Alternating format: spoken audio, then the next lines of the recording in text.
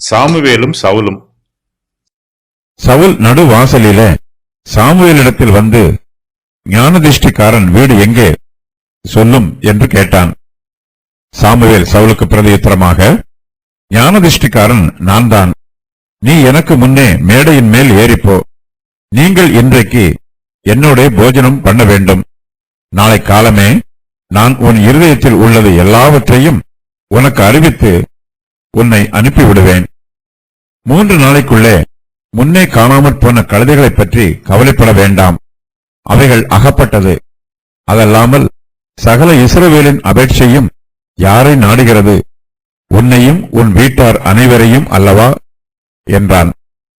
அப்பொழுது சவுல் பிரதியுத்தரமாக, நான் இஸ்ரவேல் கோத்திரங்களிலே சிறிதான பென்யமின் கோத்திரத்தான் அல்லவா? பென்யமின் கோத்திரத்து குடும்பங்களில் எல்லாம் என் குடும்பம் அற்பமானது அல்லவா? நீர் இப்படிப்பட்ட வார்த்தையை என்னிடத்தில் சொல்வானேன் என்றான். சாமுவேல் சவுலையும் அவன் வேலைக்காரனையும் போஜனசாலைக்குள் அழைத்துக் கொண்டு போய் அவர்களை அழைக்கப்பட்டவர்களுக்குள்ளே தலைமையான இடத்திலே வைத்தான். அழைக்கப்பட்டவர்கள் ஏறக்குறைய 30 பேராய் இருந்தார்கள். பின்பு சாமுவேல் சமையற்காரனை பார்த்து, நான் உன் கையிலே ஒரு பங்கை கொடுத்து வைத்தேனே, அதை கொண்டு வந்து வை என்றான். அப்பொழுது சமையற்காரன் ஒரு முன்னன் தொடையையும் அதனோடு இருந்ததையும் எடுத்துக்கொண்டு வந்து அதை சவுலுக்கு முன் வைத்தான்.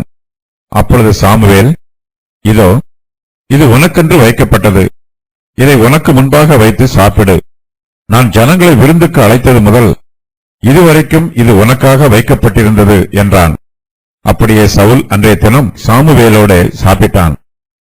அவர்கள் மேடையிலிருந்து பட்டணத்திற்கு இறங்கி வந்த பின்பு அவன் மேல் வீட்டிலே சவுலோட பேசிக் கொண்டிருந்தான். அவர்கள் அதிகாலமே கிழக்கு விழிக்கிற நேரத்தில் எழுந்திருந்த போது சாமுவேல் சவுலை மேல் வீட்டின் மேல் அழைத்து, நான் உன்னை அனுப்பிவிடும்படிக்கு ஆயத்தப்படு என்றான். சவுல் ஆயத்தப்பட்ட போது அவனும் சாமுவேலும் இருவருமாக வெளியே புறப்பட்டார்கள். அவர்கள் பட்டணத்தில் கடைசி மட்டும் இறங்கி வந்தபோது சாமுவேல் சவுலை பார்த்து, வேலைக்காரனை நமக்கு முன்னே நடந்து போகச் சொல் என்றான். அப்படியே அவன் நடந்து போனான். இப்பொழுது நான் தேவனுடைய வார்த்தையை உனக்கு தெரிவிக்கும்படிக்கு நீ சற்றே தரித்து நில் என்றான். கர்த்தருடைய வழிநடத்துதலின் பிரகாரம் சாமுவேலும் சவுலும் ஒருவரை ஒருவர் சந்தித்துக் கொள்கிறார்கள். அவர்கள் இருவரும் நடு வாசலிலும் போஜனம் பண்ணும் இடத்திலும் வீட்டின் மாடியில் தனியாகவும் கர்த்தருடைய வழிநடத்துதலின் பிரகாரம் சந்தித்துக் கொள்கிறார்கள். சவுல் சாமுவேலை தேடி பட்டணத்தின் வழியாக வருகிறார். அந்த இடத்திற்கு சாமுவேலும் வருகிறார். ஞானதிருஷ்டிக்காரன் வீடு எங்கே சொல்லும் என்று சவுல் சாமுவேலிடமே கேட்கிறார். சாமுவேலே அந்த ஞானதிருஷ்டிக்காரர். கர்த்தருடைய வழிநடத்துதலின் பிரகாரம் சவுல் சாமுவேலிடம் சாமுவேலை பற்றி கேட்கிறார். சாமுவேல் சவுலுக்கு பிரதியுத்தரமாக, ஞானதிருஷ்டிக்காரன் நான் தான் என்று சொல்லுகிறார். சவுல் நடு வாசலிலே சாமுவேலிடத்தில் வந்து பேசுகிறார். 1 சாமுவேல் 9:16 வசனத்தில் கூறப்பட்டிருக்கும் தீர்க்க தரிசனம் இங்கு நிறைவேறுகிறது. சவுல் சாமுவேலின் வீடு இருந்த பட்டணமாகிய ராமாவுக்கு வந்திருக்கிறார். சாமுவேல் சொல்லுகிற மேடையில் அவர் கர்த்தருக்கு ஒரு பலிபீடத்தை கட்டியிருக்கிறார். உபாகமத்தில் கூறப்பட்டிருக்கும் பிரமாணம் இங்கு கடைபிடிக்கப்படவில்லை. பலி ஏற்கனவே செலுத்தப்பட்டிருக்கிறது. சாமுவேல் வரும்போது போஜனம் பண்ணுவதற்கு எல்லோரும் ஆயத்தமாக இருக்கிறார்கள். கர்த்தர் சாமுவேலும் சவுலும் சந்திப்பதற்கு ஏற்ற வேளையை உண்டு பண்ணி இருக்கிறார். சாமுவேலுக்கு சவுலை பற்றிய எல்லா காரியமும் பூரணமாக தெரிந்திருக்கிறது. காணாமற் போன கழுதைகளை பற்றியும் சாமுவேலுக்கு தெரிந்திருக்கிறது. சவுல் சாமுவேலை அறிந்து கொள்வதற்கு முன்பாக சாமுவேல் சவுலை பற்றி அறிந்திருக்கிறார். சாமுவேல் சவுலை கண்டபோது கர்த்தர் சாமுவேல் இடத்தில், இதோ நான் உனக்கு சொல்லியிருந்த மனுஷன் இவனே, இவன்தான் என் ஜனத்தை ஆளுவான் என்று சாமுவேலின் காது கேட்க சொல்லி இருக்கிறார். சாமுவேல் சவுலிடம், நீ எனக்கு முன்னே மேடையின் மேல் ஏறிப்போ. நீங்கள் இன்றைக்கு என்னோட போஜனம் பண்ண வேண்டும். நாளை காலமே நான் உன் இருதயத்தில் உள்ளது எல்லாவற்றையும் உனக்கு அறிவித்து உன்னை அனுப்பிவிடுவேன் என்று சொல்லுகிறார். காணாமல் போன கழுதைகளை தேடி கண்டுபிடிக்க வேண்டும் என்னும் எண்ணம் மாத்திரமே சவுலின் மனதில் இருக்கிறது. சாமுவேலோ சவுல் தன்னோட கூட இன்று போஜனம் பண்ண வேண்டும் என்றும் நாளைய தினம் காணாமல் போன கழுதையை பற்றி அறிவித்து அவரை அனுப்பிவிடுவதாகவும் சொல்லுகிறார். சாமுவேலின் மனதில் சவுலை குறித்து கர்த்தர் சொன்ன காரியங்கள் மனதில் இருக்கிறது. சவுலும் தன்னோடு கூட மேடையின் மேல் ஏறி வர வேண்டும் என்றும், அங்கே மேடையின் மேல் போஜனம் பண்ணுகிறவர்களோடு சவுலும் போஜனம் பண்ண வேண்டும் என்றும், சாமுவேல் பலியிட்டதை ஆசீர்வதிக்கும் போது சவுலும் அவரோடு கூட இருக்க வேண்டும் என்றும் சாமுவேல் எதிர்பார்க்கிறார். சவுலின் மனதில் காணாமல் போன கழுதைகளை பற்றிய எண்ணமே நிரம்பி இருக்கிறது. சாமுவேலுக்கும் சவுலின் மனதில் உள்ள எண்ணம் தெரிந்திருக்கிறது. சாமுவேல் சவுலிடம் 3 நாளைக்கு முன்னே காணாமல் போன கழுதைகளை பற்றி கவலைப்பட வேண்டாம், அவைகள் அகப்பட்டது என்று சொல்லுகிறார். சாமுவேலின் வார்த்தைகளை கேட்டபோது சவுலுக்கு மிகுந்த சந்தோஷம் உண்டாயிற்று. சாமுவேல் கேட்ட இந்த கேள்வியை சவுல் புரிந்து கொள்கிறார். இஸ்ரவேலின் ராஜாவாக தான் தேர்ந்தெடுக்கப்பட்டது சவுலுக்கு தெரிய வருகிறது. சவுல் சாமுவேலிடம் கேட்ட கேள்விகளின் மூலமாக இது தெளிவாகிறது. சாமுவேல் காணாமல் போன கழுதையை பற்றி வெளிப்படுத்தியதினால் அவர் மெய்யாகவே ஒரு ஞானதிருஷ்டிக்காரர் என்றும் அவர் மெய்யாகவே ஒரு தீர்க்கதரிசி என்றும் சவுலுக்கு தெரிய வருகிறது. சவுல் காணாமல் போன தன்னுடைய கழுதைகள் அகப்பட்டது என்னும் வார்த்தையை கேட்டு சந்தோஷப்படுகிறார். சாமுவேலின் ஞானதிருஷ்டியான வார்த்தைகளை கேட்டு ஆச்சரியப்படுகிறார். அப்போது சாமுவேல், இதெல்லாம் சகல இஸ்ரவேலின் அபேட்சையும் யாரை நாடுகிறது? உன்னையும் உன் வீட்டார் அனைவரையும் அல்லவா என்று ஒரு புதிய செய்தியையும் சொல்லுகிறார். தங்களை நியாயம் விசாரிக்க ஒரு ராஜாவை ஏற்படுத்த வேண்டும் என்று இஸ்ரவேல் புத்திரர் விரும்புகிறார்கள். அவர்கள் விரும்புகிற ராஜா சவுல்தான் என்பதை சாமுவேல் தெளிவுபடுத்துகிறார். இஸ்ரவேல் ஜனத்தாரால் சவுலை போல ஒரு தகுதியான மனுஷரை பார்க்க முடியாது. சகல இஸ்ரவேலின் அபேட்சையும் சவுலையே நாடுகிறது. சவுலையும் அவர் வீட்டார் அனைவரையும் நாடுகிறது. இஸ்ரவேல் ஜனங்களுக்கு சவுலே தகுதியான ராஜா என்றும் அவரே அவர்கள் விரும்புகிற ராஜா என்றும் சொன்னபோது சவுல் அதை கேட்டு பெருமைப்படவில்லை. அவர் சாமுவேலுக்கு முன்பாக தன்னை வெகுவாக தாழ்த்துகிறார். அப்பொழுது சவுல் பிரதியுத்தரமாக, நான் இஸ்ரவேல் கோத்திரங்களிலே சிறிதான பென்யமீன் கோத்திரத்தான் அல்லவா? பென்யமீன் கோத்திரத்து குடும்பங்களில் எல்லாம் என் குடும்பம் அற்பமானது அல்லவா? நீர் இப்படிப்பட்ட வார்த்தையை என்னிடத்தில் சொல்வானேன் என்று சொல்லுகிறார். சவுல் தன்னை மிகவும் தாழ்த்துகிறார். ஆனால் சவுல் ராஜாவாக ஆன பின்பு தன்னை அதிகமாக உயர்த்திவிட்டார். அவர் தன் ராஜ்ய பாரத்தையும் தன் ஜீவனையும் இழந்து போனார். பென்யமீன் கோத்திரம் ரூபன், சிமியோன், காத், எப்ராயிம், நப்தலி ஆகிய கோத்திரங்களை விட எண்ணிக்கையில் அதிகமாகவே இருந்தார்கள். ஆனால் பென்யமீன் புத்திரன் நடுவில் காணப்பட்ட பாவத்தின் நிமித்தமாக அந்த கோத்திரம் வெகுவாக அழிந்து போயிற்று. அவர்களால் பழைய நிலைமைக்கு இன்னும் வர முடியவில்லை. சவுல் சௌந்தரியமுள்ள வாலிபன். இஸ்ரவேலில் உள்ள எல்லோரையும் விட அவர் உயரமாயிருக்கிறார்.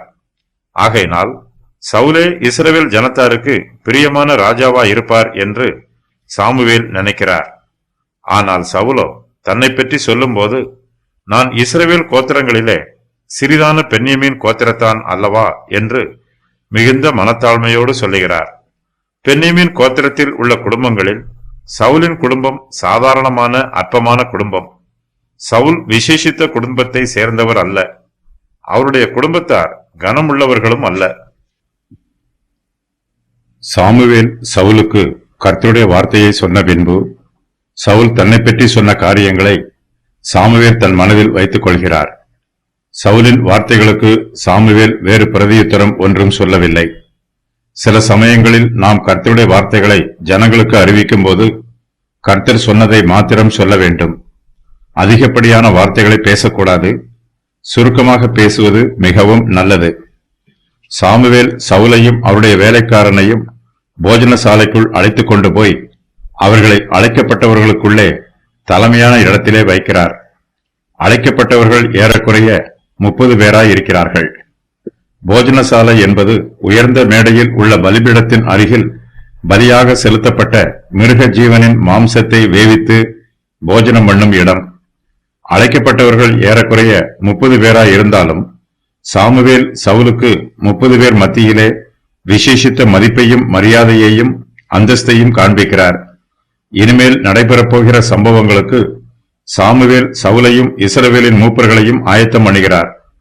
அழைக்கப்பட்டவர்களுக்கு முன்பாக சாமுவேல் சவுலை உயர்த்தி கனம் பண்ணுகிறார். சாமுவேல் சவுலை தலைமையான இடத்தில் வைக்கிறார்.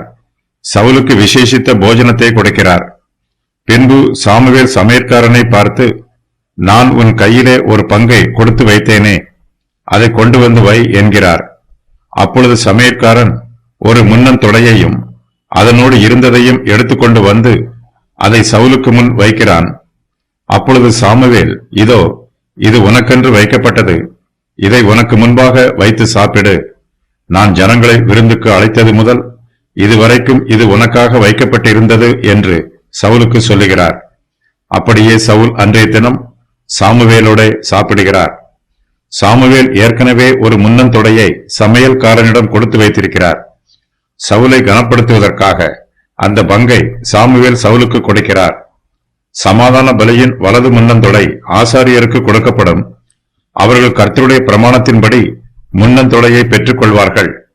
உங்கள் சமாதான பலிகளில் வலது முன்னந்தொடையை ஏறெடுத்து படைக்கும் பலியாக படைக்கும்படி ஆசாரியனிடத்தில் கொடுப்பீர்களாக. லேவியராகமம் 7:32.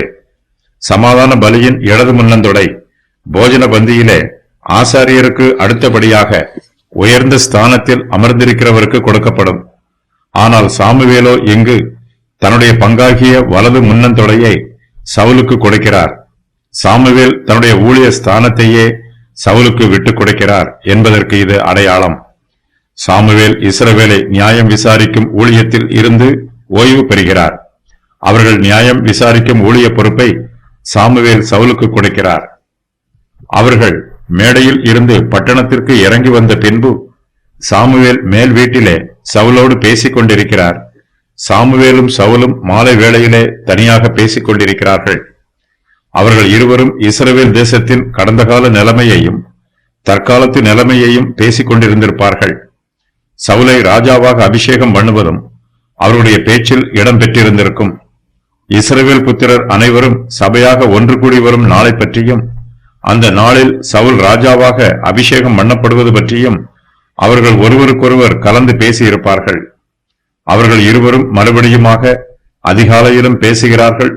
அவர்கள் அதிகாலமே கிழக்கு வெளிக்கிற நேரத்தில் எழுந்திருந்த போது சாமுவேல் சவுலை மேல் வீட்டின் மேல் அழைத்து, நான் உன்னை அனுப்பிவிடும்படிக்கு ஆயத்தப்படு என்று சொல்லுகிறார். சவுல் ஆயத்தப்பட்ட போது சவுலும் சாமுவேலும் இருவருமாக வெளியே புறப்படுகிறார்கள். மறுநாள் அதிகாலையில் சவுல் தன் வீட்டுக்கு போக ஆயத்தப்படுகிறார். சாமுவேலும் அவரோடு பட்டணத்தின் கடைசி மட்டும் இறங்கி வருகிறார். சவுலுடைய வேலைக்காரனை தங்களுக்கு முன்பாக போகுமாறு அனுப்பிவிட்டு சாமுவேல் சவுலோடு தனியாக சில காரியங்களை பேசிக்கொண்டு வருகிறார். அவர்கள் பட்டணத்தின் கடைசி மட்டும் இறங்கி வந்தபோது சாமுவேல் சவுலை பார்த்து, வேலைக்காரனை நமக்கு முன்னே நடந்து போகச் சொல் என்று சொல்லுகிறார். அப்படியே அவன் நடந்து போகிறான். இப்பொழுது நான் தேவனுடைய வார்த்தையை உனக்கு தெரிவிக்கும்படிக்கு நீ சற்றே தரித்து நில் என்று சாமுவேல் சவுலுக்கு சொல்லுகிறார். இந்த வாக்கியத்தில் நடைபெற்ற சில சம்பவங்கள் இங்கு எழுதப்படவில்லை. சவுல் சாமுவேலை விட்டு சற்றே தரித்து நின்றபோது அவர் ராஜாவாக தேர்ந்தெடுக்கப்பட்டதை உறுதி பண்ணும் தெய்வீக அடையாளம் ஏதாவது நடைபெற்றிருக்கலாம். சாமுவேலும் சவுலும் தனியாக இருந்தபோது தங்களை நியாயம் விசாரிக்க ஒரு ராஜாவை ஏற்படுத்த வேண்டும் என்று இஸ்ரவேல் ஜனங்கள் சொன்னதையும், சவுலை இஸ்ரவேலின் மேல் அதிபதியாக அபிஷேகம் பண்ண வேண்டும் என்று கர்த்தர் சொன்னதையும் சாமுவேல் சவுலுக்கு சொல்லி இருக்க வேண்டும். இதன் பின்பு சாமுவேல் சவுலை இஸ்ரவேலின் மேல் ராஜாவாக அபிஷேகம் பண்ணுகிறார்.